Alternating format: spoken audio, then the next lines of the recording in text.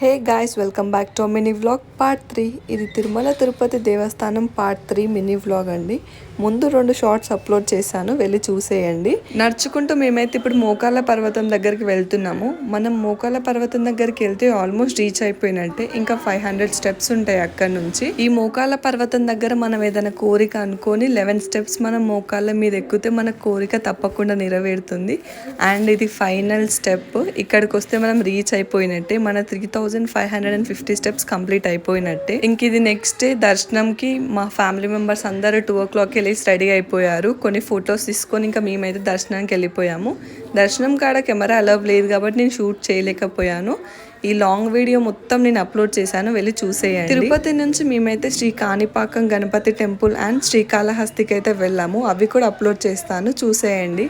And like, share, comment and subscribe to our channel. Thanks for watching. Bye guys.